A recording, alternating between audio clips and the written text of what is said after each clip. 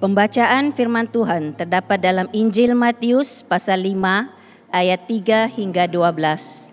Injil Matius pasal 5 ayat 3 hingga 12. Berbahagialah orang yang miskin di hadapan Allah, kerana merekalah yang empunya kerajaan syurga. Berbahagialah orang yang berduka cita, kerana mereka akan dihibur. Berbahagialah orang yang lemah lembut, kerana mereka akan memiliki bumi. Berbahagialah orang yang lapar dan haus akan kebenaran, kerana mereka akan dipuaskan. Berbahagialah orang yang murah hatinya, kerana mereka akan beroleh kemurahan. Berbahagialah orang yang suci hatinya, kerana mereka akan melihat Allah. Berbahagialah orang yang membawa damai, kerana mereka akan disebut anak-anak Allah. Berbahagialah orang yang dianiaya oleh sebab kebenaran, kerana merekalah yang empunya kerajaan syurga. Berbahagialah kamu, jika kerana aku kamu dicelah dan dianiaya, dan kepadamu difitnahkan segala yang jahat. Bersukacitalah dan bergembiralah, kerana upahmu besar di syurga, sebab demikian juga telah dianiaya nabi-nabi yang sebelum kamu.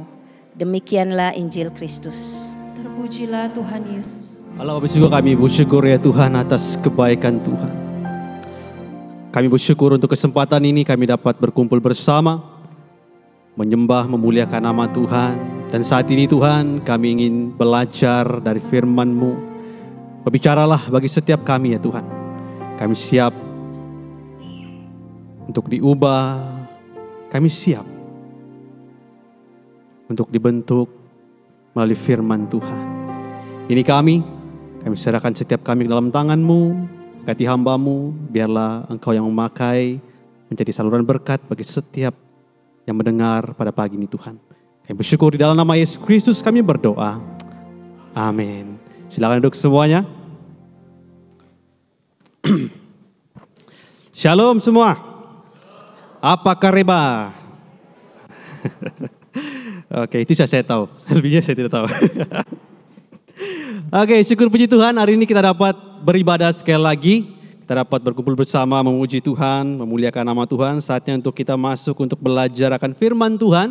Dan pada minggu lalu kita sudah melihat bagian yang pertama untuk khotbah Yesus di bukit, di mana kita belajar daripada hamba Tuhan yaitu Reben Taoyong.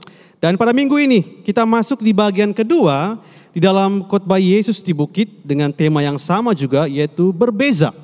Di mana kita sebagai murid-murid Yesus adalah harus menjalani hidup yang berbeza dengan dunia ini. Dan seperti yang diberitahukan pada minggu lalu di dalam ayat 3 hingga ayat yang ke-10, hari ini kita akan melihat di bagian kedua di dalam setiap bahagian seterusnya di dalam petikan-petikan tersebut. Di mana minggu lalu kita diperlihatkan tentang identiti orang yang dipanggil berbahagia oleh Tuhan. Dan pada minggu ini kita di bagian kedua kita dapat melihat di mana Yesus memberitahu mengapa mereka dipanggil orang-orang yang berbahagia. Dan kita sudah melihat identiti umat Allah. Siapakah mereka orang-orang yang berbahagia? Dan saat ini apa yang Yesus coba sampaikan adalah di mana dia ingin mengisytiharkan kesudahan hidup mereka yang sungguh indah. Janji-janji yang dia berikan bagi mereka yang disebut berbahagia. Dan untuk hari ini sebelum kita melanjutkan, mari kita mengulang kaji sebentar apa yang sudah kita pelajari pada minggu lalu. Yang pertama dalam ayat ketiga berkata, berbahagialah orang yang miskin di hadapan Allah, kerana merekalah yang empunya kerajaan surga. Nah, saudara-saudari dalam Kristus, ayat ini sebenarnya adalah satu pengakuan di mana yang menyatakan akan keperluan dan juga kerinduan dalam hidup kita untuk ada Tuhan, supaya Tuhan ada di dalam hidup kita. Kalau kita perhatikan di dalam Yohanes 14 ayat 1 hingga 4, di mana Yesus berkata kepada murid-muridnya, janganlah gelisah hatimu, percayalah kepada Allah, percayalah juga kepadaku. Di rumah Bapa-Ku banyak tempat tinggal. Jika tidak demikian, tentu aku mengatakan kepadamu, sebab aku pergi ke situ untuk menyediakan tempat bagimu. Dan apabila aku telah pergi ke situ dan telah menyediakan tempat bagimu, aku akan datang kembali dan membawa kamu ke tempatku, supaya tempat di mana aku berada, kamu pun berada. Dan kemana aku pergi, kamu tahu jalan ke situ. Bapak Ibu, saudara-saudara dalam Kristus, hanya apabila kita rela untuk mengakui bahwa kita perlukan Tuhan, maka ada janji bahwa kitalah yang empunya kerajaan surga. Kitalah. Itu murid-murid Yesus. Kita teruskan. Di dalam ayat yang keempat pula berkata, berbahagialah orang yang berduka cita, karena mereka akan dihiburkan. Apa yang dimaksudkan di sini? Nah, yang dimaksudkan di sini ialah di mana Tuhan melihat keperluan hati kita. Dia melihat apa yang ada dalam hati kita. Nah, sangat menarik karena kalau kita perhatikan di dalam Yohanes 11 ayat 35, yaitu ayat yang sangat pendek, dikatakan, maka menangislah Yesus. Ini adalah satu peringatan kepada kita bahwa Allah, Yesus sendiri mengerti akan keadaan kita. Apa yang kita alami. Dan ayat seterusnya di dalam ayat yang kelima pula berkata, berbahagialah orang yang lemah lembut, karena mereka akan memiliki bumi. Nah, apakah maksudnya? Nah, saya ingin membawa kita kembali kepada permulaan Alkitab di dalam kitab Kejadian, di mana Allah menciptakan bumi ini untuk anak-anaknya. Di dalam Kejadian 2 ayat 15 berkata, Tuhan Allah mengambil manusia itu dan menempatkannya dalam Taman Eden untuk mengusahakan dan memelihara taman itu.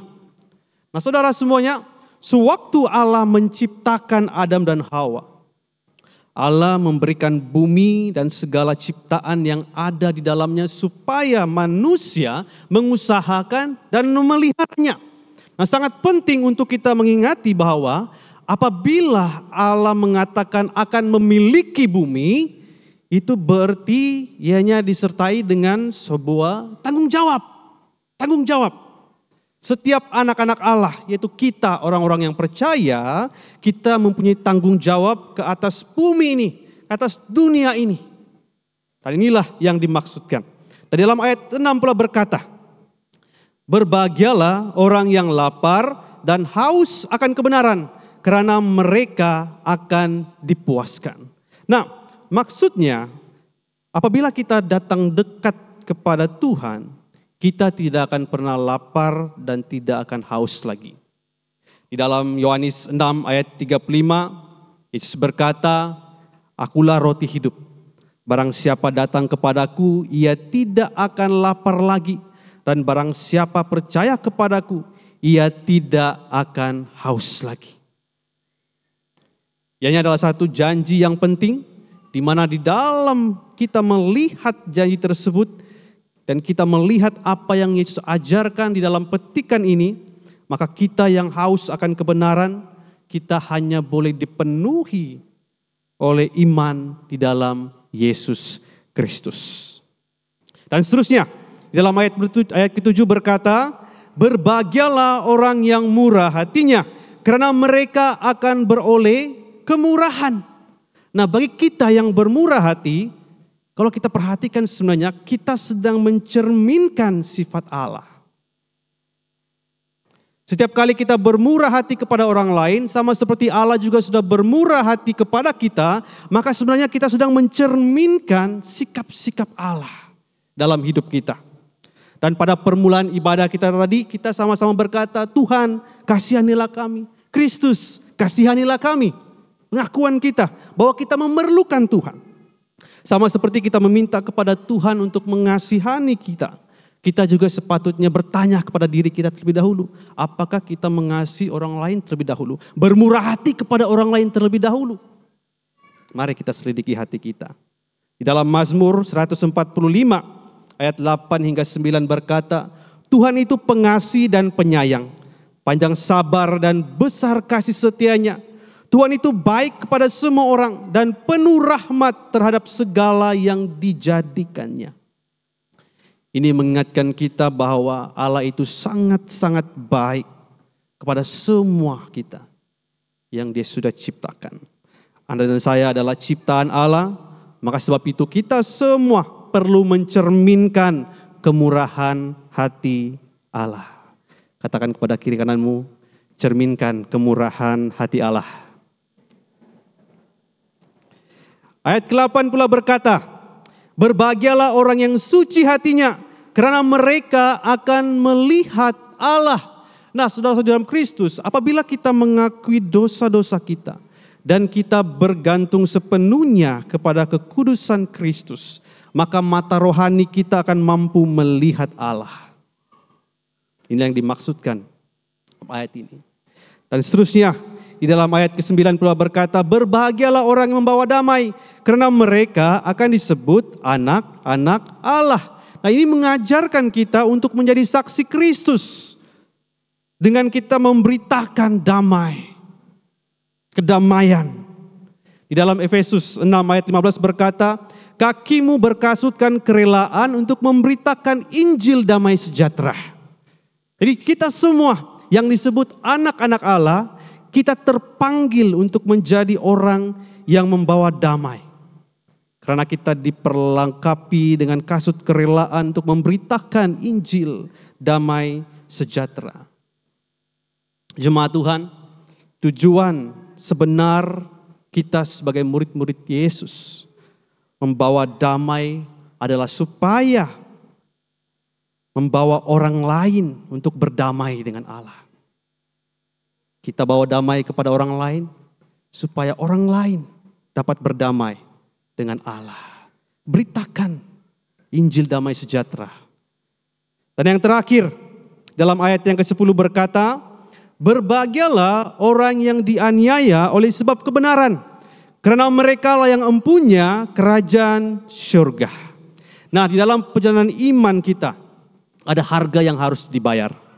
Ada harga yang harus dibayar. Matius 16 ayat 24 berkata, lalu Yesus berkata kepada murid-muridnya, setiap orang yang mau mengikut aku, ia harus menyangkal dirinya, memikul salibnya, dan mengikut aku. Ini adalah ayat yang paling bermakna sekali. Dan harus kita ingat dalam diri kita sebagai orang-orang percaya. Karena kita terpanggil untuk kita menyangkal diri kita, memikul salib, dan mengikut Yesus di dalam hidup kita. Dan sebenarnya kalau kita perhatikan di dalam bahagian ini, khotbah atas bukit ini, di bagian ini, ayat ini, sebenarnya adalah yang terpanjang di mana ia berbicarakan tentang harga yang harus dibayar untuk mengikuti Yesus. Mengikuti Yesus bukan mudah. Tidak mudah untuk mengikuti Yesus. Saya percaya kita semua juga pernah alaminya dalam hidup kita. Tentangan, penolakan, cabaran dalam hidup kita. Bahkan ada juga yang keluarganya menolak kita, menolak Anda. Karena kita percaya dan mengikut kepada Yesus. Ada harga yang harus dibayar. Dan ingatlah, kita semua terpanggil untuk memikul salib dan mengikut Yesus dalam hidup kita. Dan inilah pengajaran yang sudah kita pelajari bersama pada minggu lalu. Nah, dan apabila Yesus mengajarkan ini, pada hakikatnya sebenarnya Yesus sedang mengajarkan kita semua bahwa kita harus melihat kehidupan ini di dalam satu perspektif yang berbeza. Katakan perspektif yang berbeza. Sudut pandang yang berbeza dengan dunia ini. Yesus memberi kita satu cara pandang yang baru. Dia ingin kita melihat dari perspektif yang berbeza mengenai cara hidup sebagai anak-anak Allah di dunia ini. Dan Yesus mau supaya kita beralih daripada memandang kepada perkara-perkara yang bersifat sementara kepada perkara-perkara yang bersifat kekal, memandang ke surga. Dengan melihat janji-janji yang sudah diberikan. Di dalam Matius 5 ini, di ayat 3 dan 10, mengingatkan kita yang rela untuk membayar harga dan mencari Tuhan bahwa kerajaan Allah sebenarnya sudah ada bersama dengan kita sekarang ini. Sekarang ini.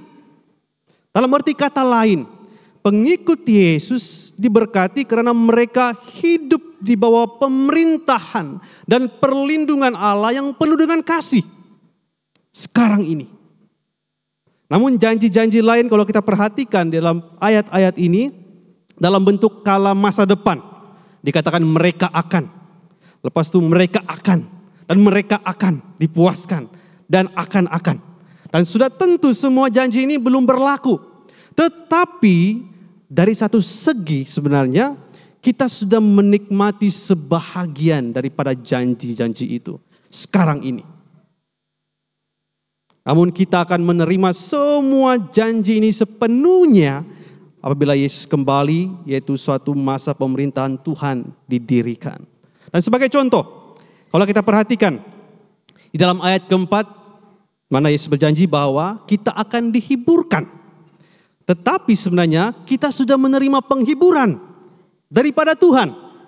Kalau kita perhatikan dalam 2 Korintus 1 ayat 3 hingga 4 berkata, terpujilah Allah, Bapa Tuhan kita Yesus Kristus, Bapa yang penuh belas kasihan dan Allah sumber penghiburan yang menghiburkan kami dalam segala penderitaan kami sehingga kami sanggup menghibur mereka yang berada dalam bermacam-macam penderitaan dengan penghiburan yang kami terima sendiri dari Allah. Dan kita juga diberitahu bahwa kita akan menerima apa yang telah dijanjikan oleh Tuhan dan dipanggil anak-anak Allah. Dalam Matius 5 ayat 5 dan juga 9. Tetapi sebenarnya kalau kita perhatikan, kita sudah menjadi anak Allah dan waris pemerintahannya sekarang ini. Roma 8 ayat 17 berkata, dan jika kita adalah anak, maka kita juga adalah ahli waris. Maksudnya orang-orang yang berhak menerima janji-janji Allah yang akan menerimanya bersama-sama dengan Kristus, yaitu jika kita menderita bersama-sama dengan Dia supaya kita juga dipermuliakan bersama-sama dengan Dia. Dan pada saat ini kita belum sampai di sana lagi, yaitu pengharapan akan surga, tetapi pengajaran bagi kita adalah ini, yaitu kita harus belajar pada saat ini untuk melihat nilai-nilai kekekalan, kehidupan kekal yang dijanjikan oleh Bapa kita di surga. Sementara kita ada di dunia ini. Mari kita belajar untuk menilainya. Melihat daripada perspektif yang berbeza. Nah, untuk berbicara daripada hal ini. Pada tahun lalu saya ingin mengungsikan. Ada keluarga daripada istri saya. Yaitu adik lelaki kepada nenek istri saya. Dia masih umur yang muda-muda, dalam lebih kurang 40-an, dan dia menghidapi kanker di bagian perutnya. Dan sebelumnya beliau sudah melakukan pembedahan untuk membuang ketumbuhan yang ada dalam perutnya, karena dia menghidap kanker di dalam bagian perutnya. Dan pada akhirnya dia melakukan semua rawatan dan dia sudah disahkan sembuh. Tapi tidak lama kemudian sel kanker tersebut datang kembali. Dan akhirnya dia menjalani rawatan lanjut dan seterusnya. Sampai pada suatu masa keadaan kesehatannya mulai menyusut. Dan dokter kata sepertinya tidak ada harapan bagi dia. Dan suatu saat apa yang berlaku adalah sepertinya dia sudah tahu bahwa masanya tidak lama lagi. Dan di minggu-minggu terakhir masanya dipanggil oleh Tuhan. Dia hubungi semua adik-beradik. Dan semua datang karena dirawat di hospital Tawau. Dan semua dari tempat jauh datang untuk melawat. Dan dia memeluk setiap mereka. Saya melihat keadaan itu dan dia memeluk setiap mereka. Dan bermaaf-maafkan. Dan dia siapkan setiap mereka. Terutama istri dan anak-anaknya, dia siapkan setiap mereka. Supaya mereka apabila dia pergi, mereka tahu dan mereka siap menerima pemergian itu. Dan pada akhir nafasnya juga saya dan istri saya nampak depan mata bagaimana nafas terakhirnya apabila dia kembali kepada Tuhan. Dan dia pergi dengan damai dan dia berjuang sehingga titik terakhir hidupnya. Dan satu hal yang mengagumkan saya adalah di mana bagaimana istrinya mampu untuk kuat menghadapi situasi tersebut di depan mata. Dan istrinya selalu bersama-sama dengan dia semasa proses rawatannya, selama dia sakit. Tapi dia menguatkan istrinya. Dan yang lebih mengagumkan saya adalah ini, di mana walaupun dalam keadaan bersedih, istrinya mampu untuk tetap bersyukur kepada Tuhan. Karena dia kata kepada saya, puji Tuhan, Tuhan sudah menyembuhkan suami saya. Kesembuhan yang kekal pada suami saya. Dan apa yang saya pelajari dan saya renungkan daripada peristiwa itu adalah ini. Yaitu kedua-dua mereka, mendiang suaminya dan istri ini, yaitu mereka memandang kepada masa depan yang bersifat kekal. Memandang kepada hal-hal surgawi. Percaya bahwa Tuhan menyediakan yang terbaik di hadapan. Dan ini juga mengingatkan saya terhadap apa yang Rasul Paulus katakan dalam 2 Korintus 4 ayat 18. Dia katakan begini, sebab kami tidak memperhatikan yang kelihatan, melainkan yang tak kelihatan. Karena yang kelihatan adalah sementara, sedangkan yang tak kelihatan adalah kekal. Saudara-saudara dalam Kristus, mari kita juga belajar untuk memandang kepada perkara-perkara yang bersifat kekal. Yaitu perkara yang mengarah kepada hal-hal surgawi. Dan bukan hanya bersifat sementara saja di dunia ini. Dan kita perlukan kasih karunia daripada Allah untuk mengubah hati kita. Dan kita perlu untuk memandang dengan perspektif yang berbeza. Karena kita adalah murid-murid Yesus. Kita harus berbeza. Cara pandang yang berbeza. Mengikut perspektif Allah dalam hidup kita. Dan inilah yang harus kita lakukan. Dan cara pandang baru ini, perspektif yang baru ini, perspektif yang berbeza ini hanya datang apabila kita memiliki hati yang baru. Hati yang baru dalam Yesus Kristus. Apakah kita sudah menerima Yesus sepenuhnya dalam hidup kita? Apakah kita sudah menerima Yesus sebagai Tuhan dan Juru Selamat dalam hidup kita? Dan kita perlukan firman Tuhan. Kita perlukan firman Allah untuk membimbing setiap kita. Dan kasih karunia-Nya untuk membolehkan kita melihat dengan cara dan perspektif yang baru ini. Dan supaya kita dapat mempraktikkan sikap-sikap Allah dalam hidup kita secara pribadi. Mencerminkan sikap-sikap Allah dalam hidup kita. Dan apabila kita mempunyai perspektif yang berbeza dengan dunia ini, di mana kita melihat melalui kacamata Allah, maka kita juga akan mampu untuk menjalani kehidupan yang berbeza sekarang. Katakan berbeza sekarang. Kita harus menjalani hidup yang berbeza sekarang ini. Berbeza dengan dunia. Kita harus menjalani itu. Dan ucapan berbahagia menggambarkan sebenarnya seperti apa sikap murid-murid Yesus yang sejati. Dan apa upah ataupun berkat yang akan diperoleh oleh mereka. Baik pada saat ini ataupun pada masa akan datang. Dan mereka yang menjalani hidup sama seperti Yesus digambarkan mereka akan dihiburkan. Mereka akan memiliki bumi, mereka akan dipuaskan, mereka akan beroleh kemurahan, mereka akan melihat Allah, dan merekalah empunya kerajaan surga.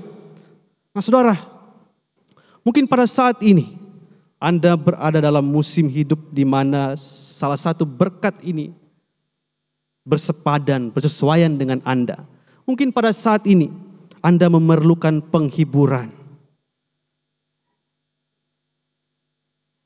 Dan mungkin pada saat ini Anda memerlukan kepuasan yang datang daripada Tuhan sendiri.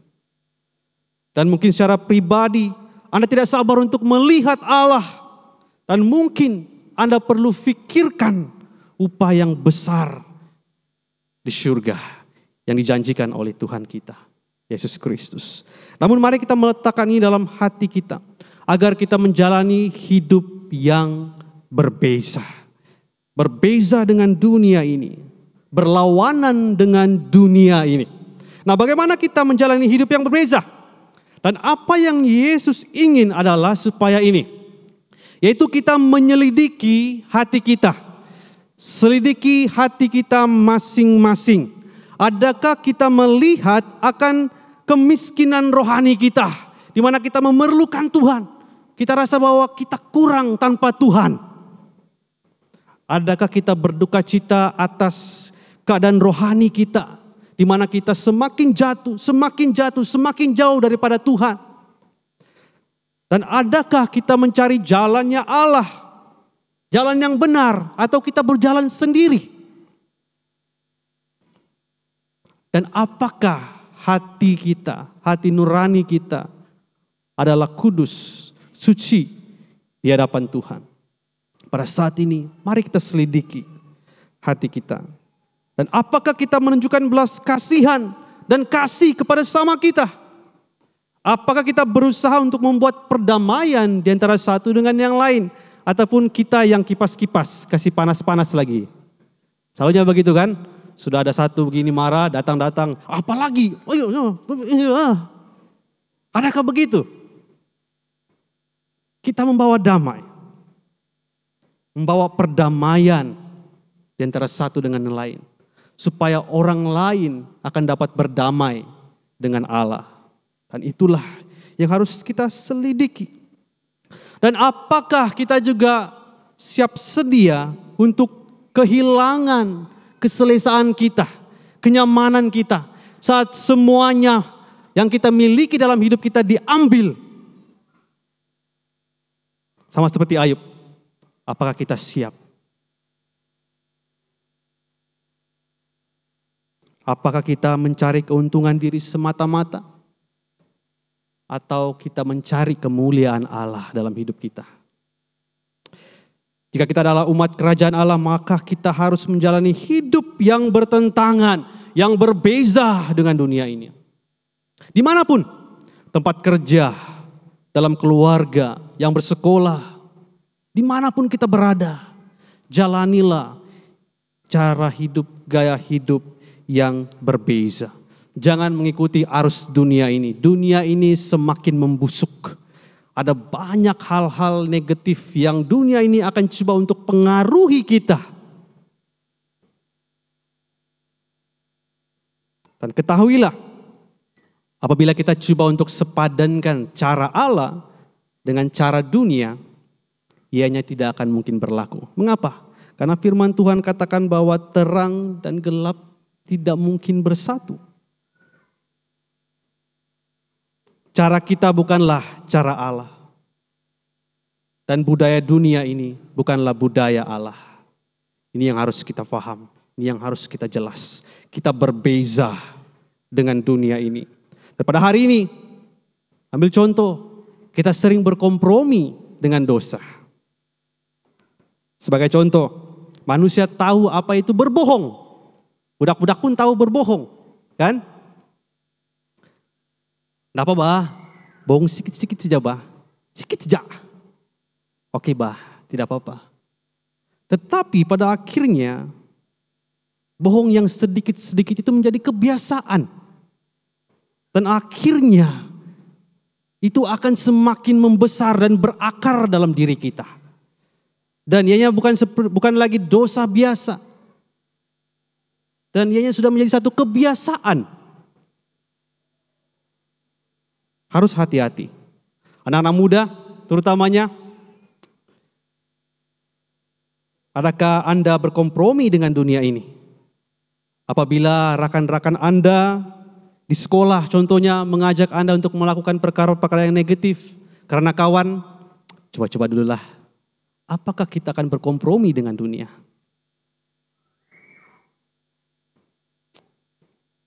Tidak apa-apa, bah. Sikit saja, bah. Tes-tes dulu, mau rasa-rasa dulu macam mana. Apakah kita berkompromi dengan dunia ini? Bukan hanya anak muda, tapi kita semua juga sebagai orang-orang percaya. Apakah kita berkompromi dengan dunia ini? Mari kita belajar firman Tuhan. Yang salah, tetap salah. yang berlawanan dengan firman Tuhan tetap salah. Mari kita jalani kehidupan yang berbeza dengan dunia ini. Jangan pernah membiarkan sedikit pun ruang kecil dalam hidup kita untuk dimasuki oleh sikap kompromi ini. Roma 12 ayat 1 hingga 2 berkata, mari kita baca bersama-sama. 1, 2, 3. Karena itu saudara-saudara, demi kemurahan Allah, aku menasihatkan kamu supaya kamu mempersembahkan tubuhmu sebagai persembahan yang hidup, yang kudus dan yang berkenan kepada Allah. Itu adalah ibadahmu yang sejati.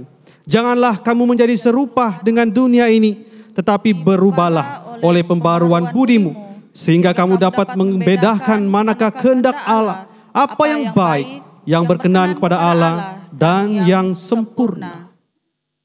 Persembahkanlah seluruh tubuh kita sebagai persembahan yang hidup. Janganlah kita menjadi serupa dengan dunia ini. Setiap hari diperbaharui oleh firman Tuhan. Setiap hari mengalami transformasi di dalam Tuhan. Datang dekat kepada Tuhan. Di dalam doa kita, di dalam penyembahan kita, dalam persekutuan kita bersama-sama. Diperbaharui. Karena kita perlukan Tuhan. Perlukan Tuhan. Dan marilah kita menjalani hidup yang berbeza dengan dunia ini. Pengharapan kita berbeza dengan pengharapan yang diberikan oleh dunia. Karena pengharapan kita ada di dalam Yesus Kristus. Kita ada pengharapan di dalam Yesus. Katakan kepada kiri dan kananmu, berharap di dalam Yesus.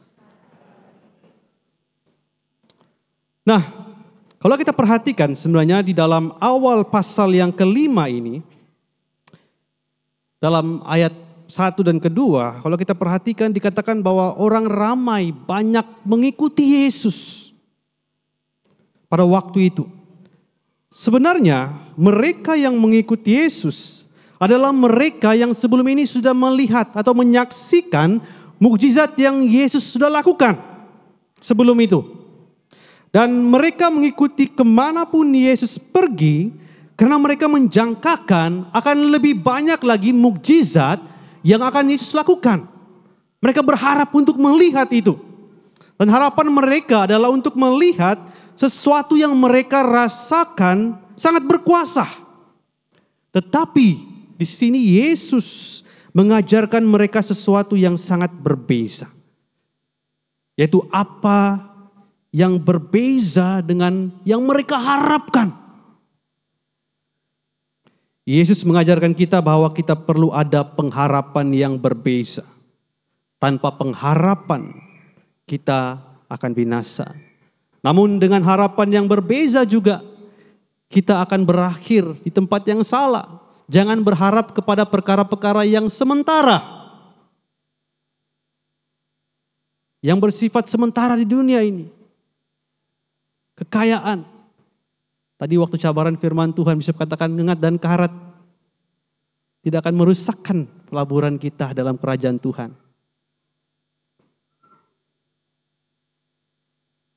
Harta kekayaan di dunia ini hanya sementara. Mari kita berharap kepada Yesus Kristus. Di dalam Matius 5 ayat 11 dan 12, Yesus berbicara mengenai penganiayaan. Dikatakan, mari kita baca bersama-sama ayat 11 dan ayat yang ke-12. Ada slide-nya? Ayat 11 bersama-sama. Berbahagialah kamu jika karena aku kamu dicela dan dianiaya, dan kepadamu difitnahkan segala yang jahat. Bersukacita dan bergembiralah karena upahmu besar di surga. Sebab demikian juga telah dianiaya nabi-nabi yang sebelum kamu. Nah, bagaimana kita mampu untuk memiliki sukacita apabila kita dianiaya, apabila kita menderita, apabila kita dicelah, dilakukan yang jahat dalam hidup kita. Bagaimana kita mampu untuk memiliki sukacita? Sangat mudah untuk kita katakan. Tapi untuk lakukan susah. Bahkan sebenarnya pengajaran Yesus khotbah di bukit ini sebenarnya mudah untuk kita baca, mudah untuk kita perhatikan, tapi susah, sukar untuk kita lakukan. Standar dan piawai yang Yesus berikan itu sebenarnya susah untuk kita lakukan. Mampukah kita untuk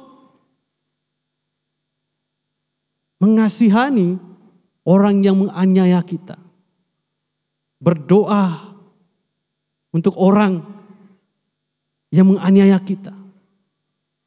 Bermurah hati kepada orang lain. Walaupun kita dalam kekurangan. Mampukah kita? Yesus katakan, walaupun dianiaya, harapan kita harus beralih memandang kepada upah kita di surga. Segala sesuatu di dunia ini hanya sementara. Pengharapan kita ada di surga. Memandang kepada janji yang Tuhan sudah berikan.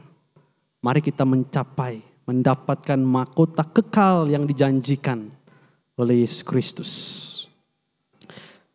Kolose 1 ayat 24 hingga 25 berkata, karena kami telah mendengarkan tentang imanmu dalam Kristus Yesus dan tentang kasih-Mu terhadap semua orang kudus, oleh karena pengharapan yang disediakan bagimu di surga. Tentang pengharapan itu telah lebih dahulu kamu dengar dalam firman kebenaran, yaitu Injil. Dalam kita membaca ini kita dapat melihat ada kemuliaan yang tersembunyi di sebalik penderitaan kita.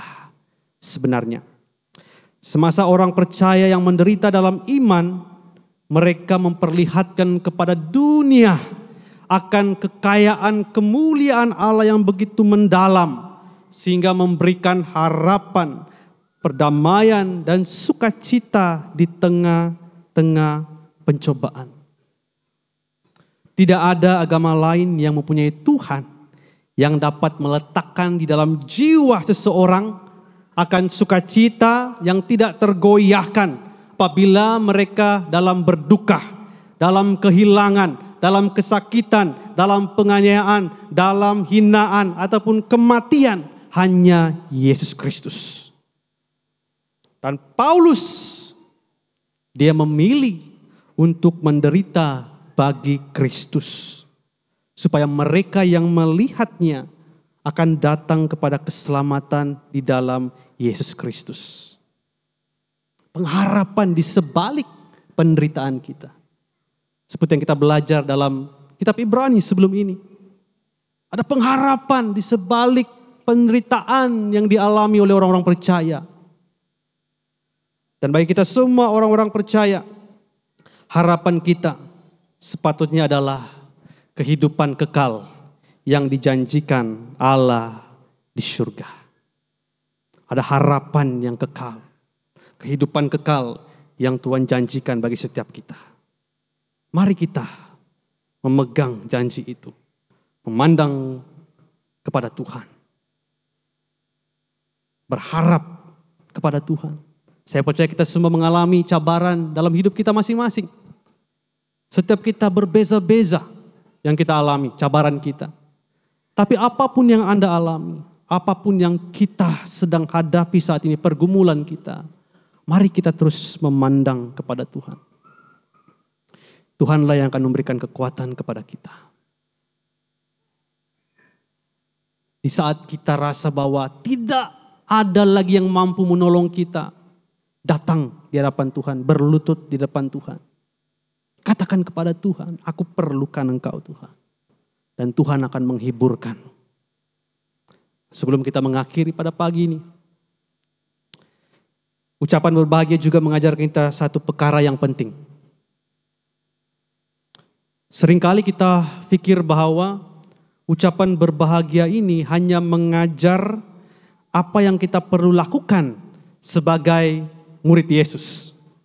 Nah, tetapi kalau kita renung-renungkan sebenarnya, di perspektif yang berbeza, cara pandang yang lain, sudut pandang yang lain, sebenarnya Yesus mengajarkan kita siapakah itu Allah yang kita percayai. Siapakah Dia? Dia mengajarkan kepada kita tentang pribadinya. Di mana kita percaya kepada Allah yang berkuasa, pencipta langit dan bumi. Di dalam ayat ini, siapa yang berani mengatakan bahwa kitalah empunya kerajaan surga kalau bukan Tuhan yang sememangnya pemilik kerajaan surga? Betul kan? Siapakah yang berani berkata kepada kita bahwa kita akan memiliki bumi ini? Tidak lain tidak bukan yaitu Tuhan yang pemilik dan pencipta bumi ini. Dan Dia berjanji memberikan itu kepada kita. Dan Allah yang berkuasa juga tahu akan keadaan kita. Dia tahu apa yang kita alami. Dia tahu bila kita berduka, saat kita berbelas kasihan, saat kita berlembut hati, di saat kita tahu bahwa kita kekurangan dan kita perlukan Tuhan. Tuhan ada di sana. Tuhan tahu.